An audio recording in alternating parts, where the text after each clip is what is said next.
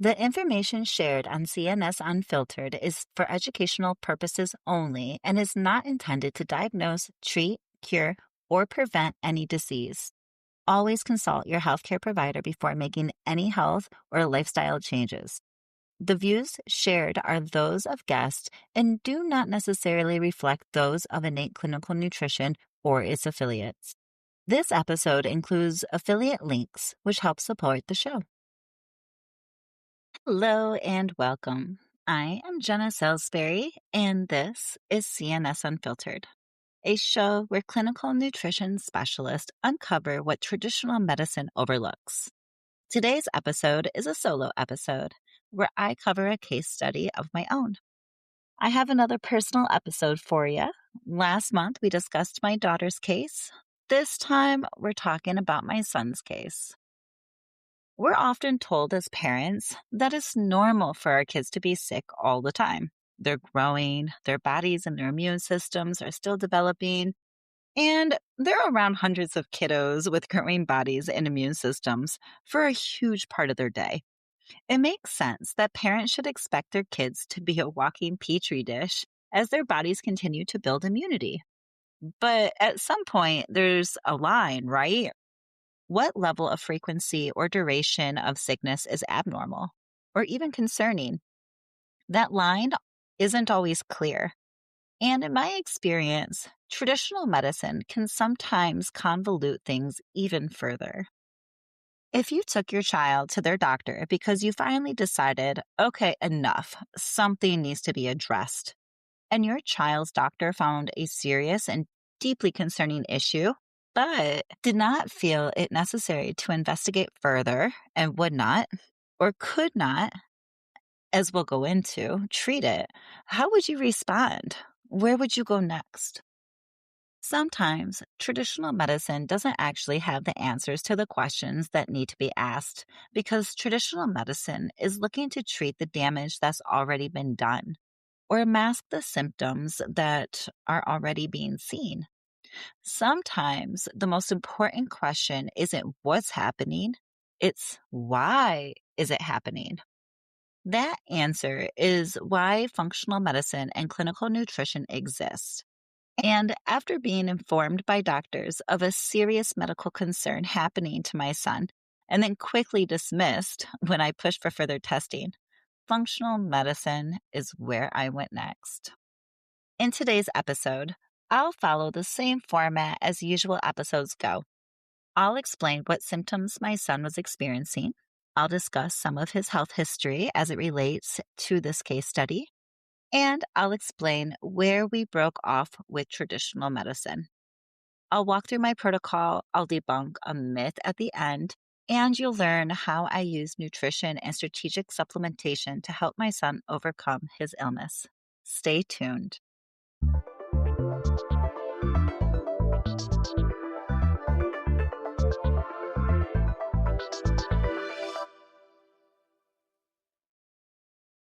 Hi, everyone. Welcome back. This is CNS Unfiltered, and I am Jena. And today we're going to deep dive into my son, and we're going to deep dive into my son's expression of boy hyperactive ADHD. And we're going to start all the way from the beginning. So his father has ADHD and was on Ritalin young. And when my son was about 2, it was pretty darn obvious. He was either 1,000 miles a minute or he was crashed. Bed was hard. And it was just pretty obvious. And so the first thing I knew I had to do was sleep train. And the weighted blanket, because he is one that needs pressure, lots of hugs. Like I would just kind of bear hug him until he stopped moving. And once he stopped moving, he was out.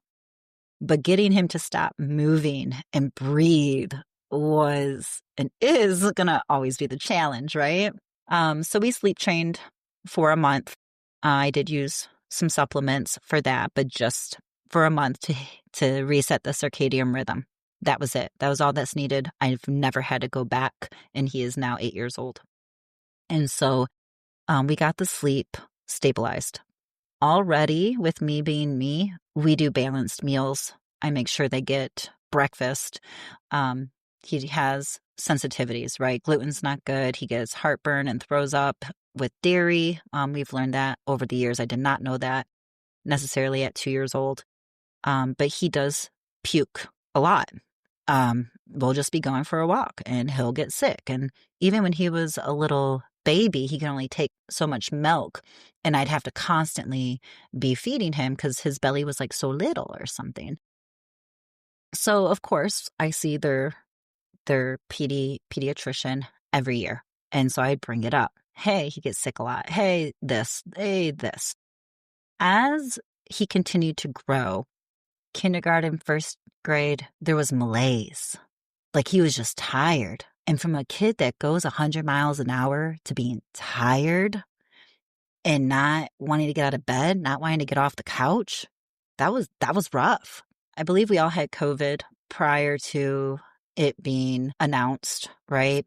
Before we knew it was here, before we went into lockdown. And I do think that that was a little bit of a catalyst, even though he did bounce back. From that time, he had always complained that his throat felt yucky. It just felt yucky. It really didn't feel good. And he didn't say it felt bad. It's just yucca, mama, yucca. And he'd be pointing to his throat. And so as I would watch his throat, I started realizing now he was getting lymph nodes that were starting to grow. And so I take him back to the doctor. I go, hey, he's getting sick too often. He has lymph nodes now growing. He has a malaise. And now I'm concerned. The doctor did blood work, and we find that his alkaline phosphatase is in the 500s. And according to the physicians, this is normal for a growing child. Alkaline phosphatase is a crucial enzyme. It's a catalyst. It's used for building and for the removal of phosphates. So I guess the way I interpret it, though, like when I'm looking at elevated phosphatase, I'm thinking breakdown, I'm thinking elevated liver enzymes, I'm thinking like a clearing detox pathways, like there's a toxic load. When it's for a kid, because they have such a high cellular breakdown, that there's normal for them to be high because they're growing. So they're constantly shifting up those cells. But Daniel's was way abnormal in the labs higher, which then again tells me, hey, there's something attacking it, right? There's something that is putting more pressure on those organs that is trying to clear, is trying to address. And we got to figure out what that is.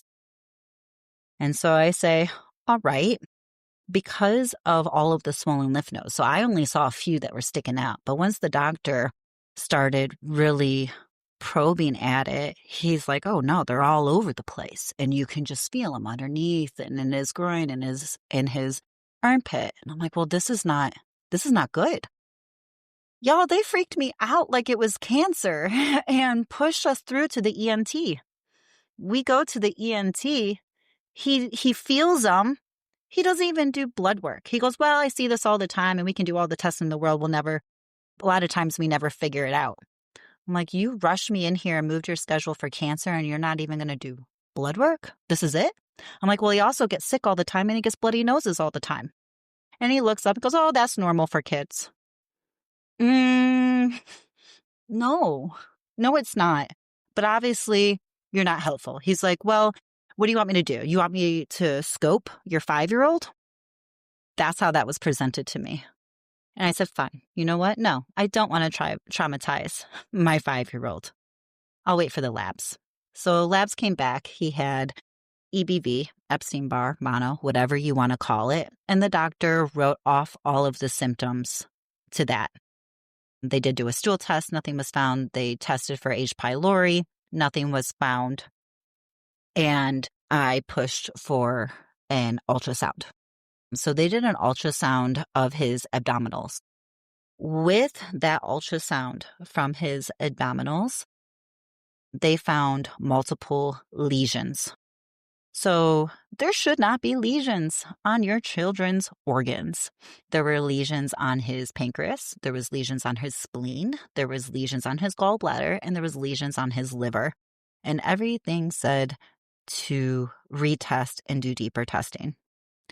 Was that testing done? Was that testing set up? No. No, it wasn't. Did I ask for it? 1,000%. Did I read through that test and ask the pediatrician, what about this? What about this? Of course I did. Of course I did. Nothing was done. The organs that the lesions were found on, like outside of the liver, so like the pancreas and the gallbladder, they they were found outside, right? So like they were trying to look at the liver, but looking at the liver showed them pieces of the spleen. It was the spleen. Showed them pieces of the spleen, pieces of the gallbladder, right? So they actually didn't have an order to go over and look at these, but the technician's like, "Hey, we noticed we might want to follow up." And so I'm like, "Well, let's get in that follow up, right?"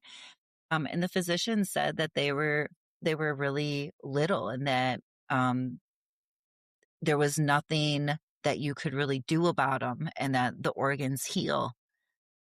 I think what it was, hey, we'll do more blood work in 6 months or something, and if all these other markers don't come down, then we'll order something more for the whole abdominal.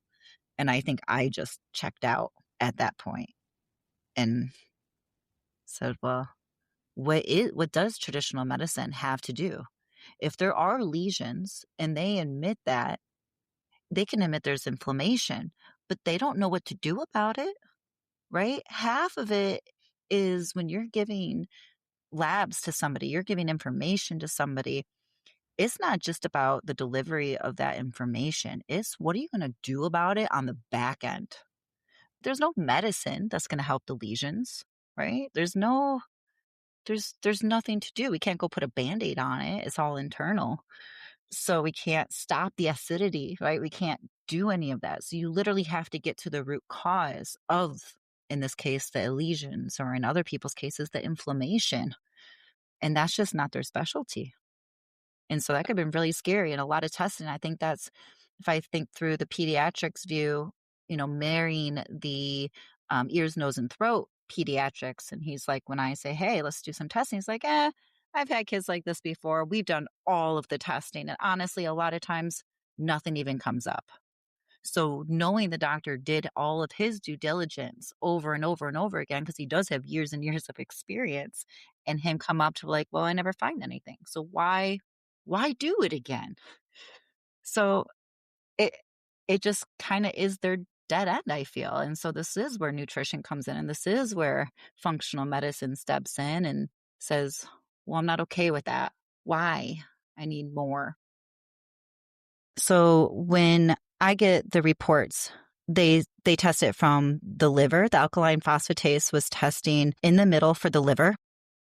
For liver 2, it was high. For bone, it was super high, 439, so that's normal for a child. But then also the intestines were releasing this ALP, alkaline phosphatase, that was high.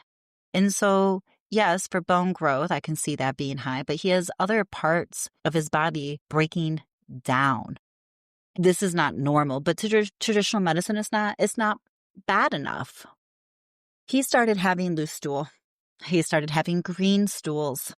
He started just progressively getting worse. He would have an infection and a cough every changing of the seasons that would last weeks. He would miss weeks of school.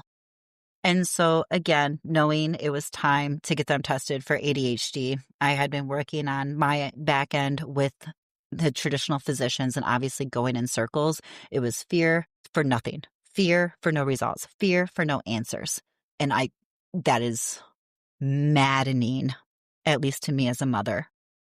So you can kind of tell where traditional medicine left him, right?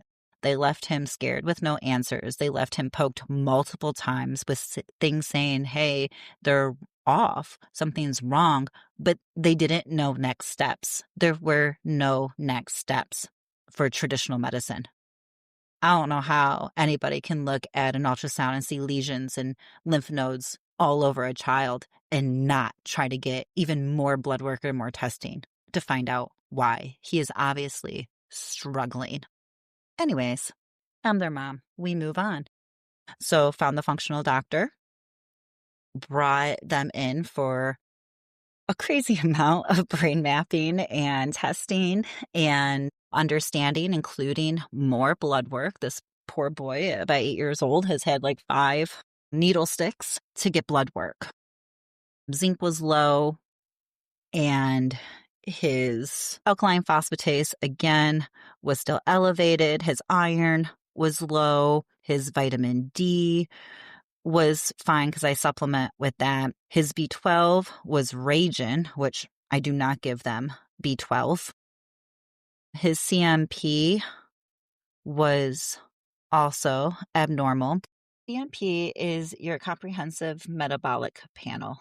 And so this is going to be testing like your enzymes, is going to be testing, giving you a pulse on your kidneys, your liver, your electrolytes. So this is the basic panel that you get pretty much every time you go to the doctor. The first thing they're going to run is a basic CMP.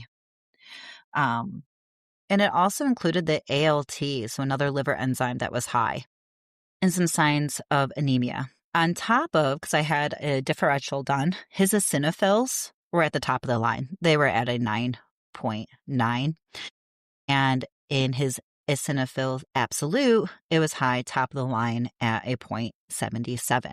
So this is telling me that he has still something antagonizing his immune system. And of course, traditional medicine does not look at bacteria this way or the gut in this way. Fortunately, his thyroid cascade came back fine and everything else came back fine. We did tests for milk allergies and gluten allergies, and that was fine. So we had to move forward. I did a stool test with him, a functional stool test, a US Biotech GI Advance, the same that I did with my daughter. And this made all the difference in the world. So we come in, his short chain fatty acid butyrate is raging. That's pretty kind of rare to see, but it tells me the dysbiosis and what the body's trying to do. Short chain fatty acids are the byproducts of when the good bacteria eat specific fibers. And so we have a collection of them, and one of them is butyrate. And butyrate is used for energy for our epithelial cells. And so it's required for the health and longevity of our cells within that mucosa of, the cycle that we're in when we look into gut health. And so when I look at the short chain fatty acids and I'm looking at the variance, and we might have 2 low and 1 high, or, whatever that variation is, it's telling me either that we have a lot of a certain bacteria, we don't have any or very low amount of a certain family of species of bacteria, or we're not eating specific fibers to give us the outcomes, or we might be eating too much of one fiber to be giving the outcomes. So it's helping me narrow down some of the imbalance that's going on inside the system, and where we're getting energy in the cellular form and where we're not getting energy for a cellular form. And so it just kind of helps me understand a little bit about the environment and the makeup, right from the top of the test. His calprotectin was a little elevated. So now the iron deficiency is making sense because my children eat everything, and my son will sit there and he will eat liver. I knew it was not from not having enough consumption of iron. It would have had to have been from something stealing the iron. His pancreatic elastase was halfway where I wanted it to be. I like it at 800. He was at a 400. His secretory IgA extremely suppressed. The zonulin, so talking about the permeability of the gut and how leaky the situation is, again, awfully high. He's leaking all over the place. Beta glucogonidase, which is telling me about his detox pathways, about toxins being reabsorbed into the colon, was extremely high for a male at 3,511. In general, for a guy, I personally like to see it around 1,000. And then for women, maybe around 1,300, 1,500, I'm cool with. I know some of the new tests, they have the beta glucuronidase in like okay levels up to like 6,000. And to me, that's high. To me, practicing for this long, if I'm seeing 3,000, I am interpreting that we do have to work on detox. It is compromised enough that it needs to be addressed. So 3,000 for me is on a high end as a cutoff, even if other testing says differently. Fortunately, he had no sterokeet, meaning he had no malabsorption, and he was able to handle his fats. The celiac screen came back negative, but the pH inside his body was extremely low. He was at a 6.5, where a cutoff is 6.3. pH is the balance of our body. That is our homeostasis. It is the beginning and the end. So good things grow in more alkaline, not too alkaline, right? But alkaline, where the things we really don't want grow in more acidic, right? We think of other pathogens, they make things acidic. Yeast make things acidic. Parasites can make things acidic. Cancer grows in acidity. So that was a concern. We go through the test. No parasites or worms, like my daughter. No methane or sulfate producing bacteria, like my daughter, but he did have 2 types of strep. So this makes sense of why he gets reoccurring strep infections every changing of the season and needed to be on antibiotics. Potential autoimmune triggers, he had one that was super, super low. It wasn't a big contender.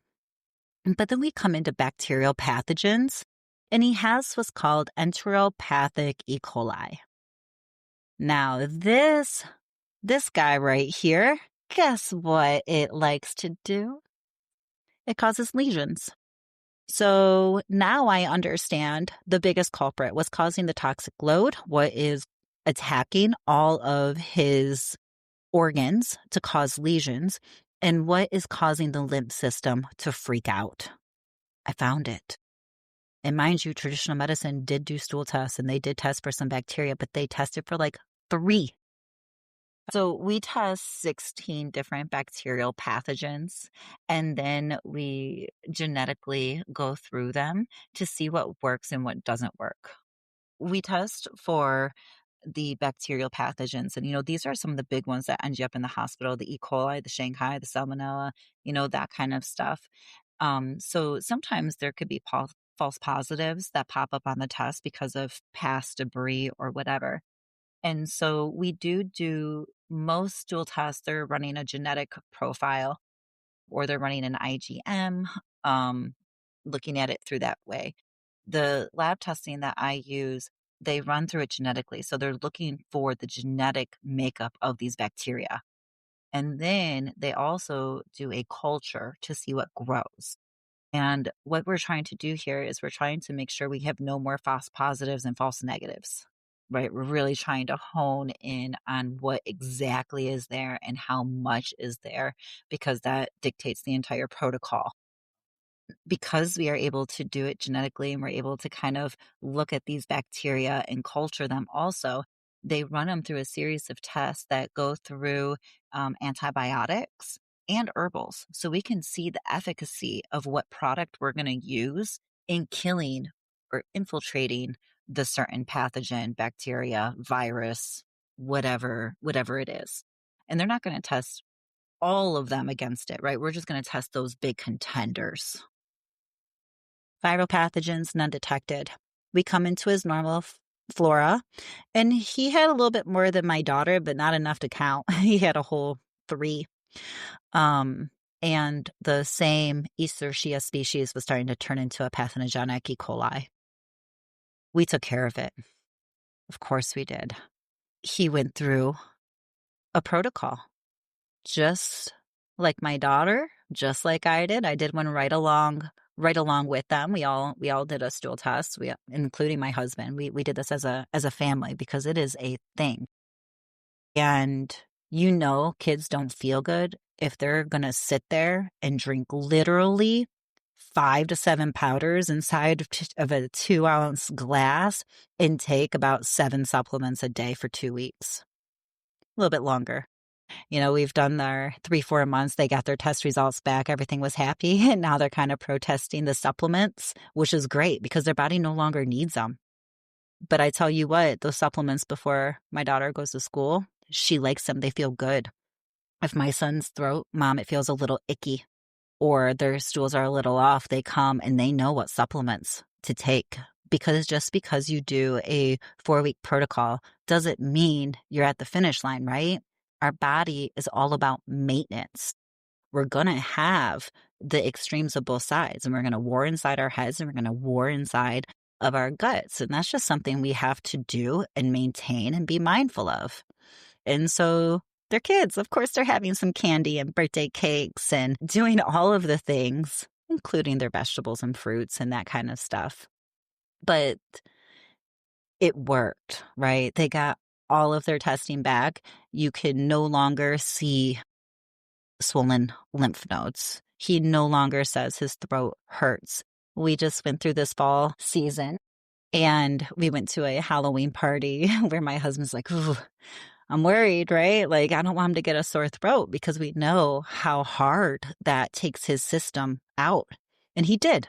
We came back and he said, Mom, I don't feel good. My throat hurts when I yawn and when I swallow. But do you know how long that lasted? 1 day. He came, he told me, we took the supplements, he stayed home from school, he slept, he sweated it out, and he was back the next day. That would have taken 3 weeks minimum in the past. It would have been a scary fight for us as a household and for him. The test I had to do to fully understand what was going on with my child was a deeper stool test. When it comes to brain imbalances, when it comes to immunity imbalances, when it comes to recurrent infections, we have to get into the gut. The gut is what controls all of it.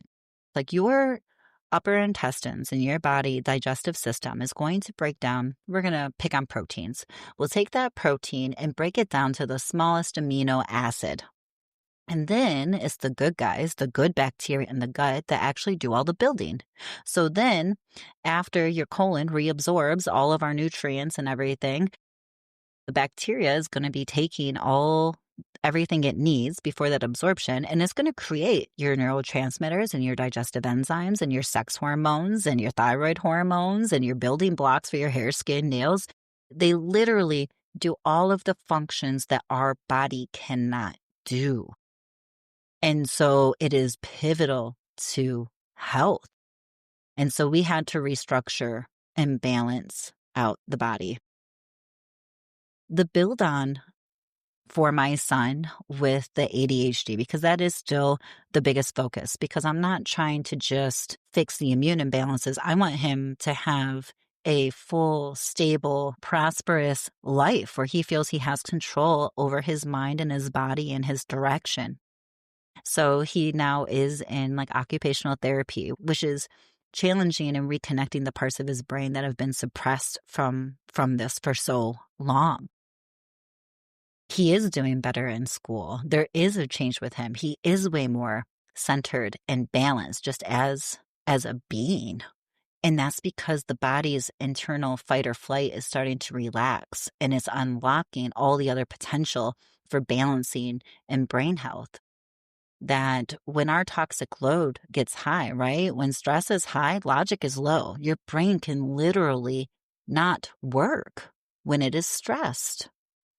So you have to get those underlying things addressed and changed and then work on the brain connection, the brain balancing. And you can go such a long way. There's a method to the madness. And really that is the myth that I would love to debunk for you all today. I want to debunk that there's a pill for everything. The body is constantly changing. It's constantly changing as we grow, as we think, as our hormones change, as the body breaks down, as our diet changes, as traumas happen to our life or beautiful things happen into our life. it's going to make changes. And we constantly have to be willing to adapt and work on that. Right? In traditional medicine is here's a pill for the ADHD. And of course, that's what he was recommended. Oh, he definitely has it, right? He's marking off the charts before the stool test and before the changes. And of course, pick your platter. Do you want to try this one? Do we want to try Vibrant? Do we want to try Ritalin? Like, what do we want to try? And I'm looking at him like, I want to try to understand why his body's freaking out, please. And, the functional medicine doctor, they used Tiny House, which I don't recommend that stool test either. It tells you absolutely nothing about what's going on inside the environment, just about the bacterial profile. But again, they only test it through one version of testing where there could be a lot of false positives and false negatives. And I am not about just throwing things that kill inside a body if I don't know what we're killing and what I have to do to rebalance it so they don't come back, and what fighters and good bacteria need to be put in there to fight. That is what it is. It's like I play Risk as I read these stool tests and as I create this battle plan. It's really a balancing plan. Part of my son's ADHD journey of me trying to understand all the pieces, he started telling me last year that he was getting headaches and his eyes hurt. And it was a huge component to him reading and writing, because that's when he would start to kind of check out. The teacher would say, I know he's listening because he'll say the right answer, even if he blurts it out, but I know he knows it. But once that paper's in front of him, like he won't do it. He refuses. And so he started telling me, well, my eyes hurt. And so I took him to an ophthalmologist who, when they looked, found all sorts of inflammation in his eyes. So he literally had inflammation from lesions onto his organs, from swollen lymph nodes and all of his lymphocytes, to literally inflammation inside of his eyes. And there was nothing to be said. There was no pill for it either. And if there's no pill, they don't know what to do. The only pill they were able to offer me is for the ADHD. I don't know if he needs it. We're still on this journey. But I will debunk that a pill is all you need.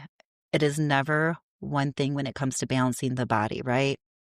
As a side note, right, we get a lot of clients like, well, I only want to add one thing in at a time and see what that changes, right? Other than I'm not going to know. Well, to be honest, your body is so multifaceted with so many different that a lot of times you need to do multiple things to get a cascade to switch off. If you have a whole machine and all these machine gears are locked in together and they're going one direction, if you pick one gear and you try to stop that one gear is going to have to stop the entire machine that it's connected to. The chances are it's not going to work. The teeth are going to buckle, it's going to break, and the machine is still going to be going in that same direction, just without an organ, right? Without a gear. So really how I look at it is like, what's the cascade? What are the organs? And I'm going to address every single one of them. So it might be I'm holding 4, 5, 3, right? I'm going to hold multiple, we're just going to say gears, so I can halt them. And then I can slowly turn them the other way, because the more gears you have working together in that machine, the more it's going to work, right? The more the body's going to be able to slow down gently. It's going to start twisting together the other way, and we're not going to miss any organs. The gears won't break. I hope that analogy was helpful, because it is something I encounter. We definitely encounter in traditional medicine, right? Here's a pill. Here's one thing wrong. All the doctors have their specialty, and the body is not being looked at as a whole. But even when it comes into, functional medicine, it is a journey. You will not find one pill. No functional person is going to be like, hey, here's this one supplement, all is going to be good. Here's this one change, and everything's going to be good. It just doesn't work like that. To get real change, it is a multiple faceted approach, just like your body is so multifaceted. Thanks to our listeners for tuning in today for this episode of CNS Unfiltered. It's important to consider that our health concerns often have a root cause. You don't have to accept what traditional medicine sometimes can't get to the bottom of. Functional medicine is so powerful because it can find a root cause, and it can often be preventative, solving the problem before it even becomes one. Check back next week for a regular episode and stay tuned for more solo episodes from some of my own clients in the future. For more information about my practice, go to innateclinicalnutrition.com to see some of the programs I offer or schedule a phone call with me, or give me a follow at Innate Clinical Nutrition on Facebook and Instagram. If you're a future or current CNS practitioner, functional medicine practitioner, medical professional, or even a current or formal functional medicine patient, we want to hear from you. If you have questions, concerns, or success stories, send us an email at cnsunfiltered@gmail.com for a chance to be featured on a future episode. If you're a clinical nutritionist or other functional medicine practitioner and you're interested in being interviewed, click the link in the show notes. Be sure to subscribe wherever you're listening so you don't miss a new episode, and share this with a client or classmate who might need to hear it. Once again, I am Jena Salisbury, and remember to listen to your gut.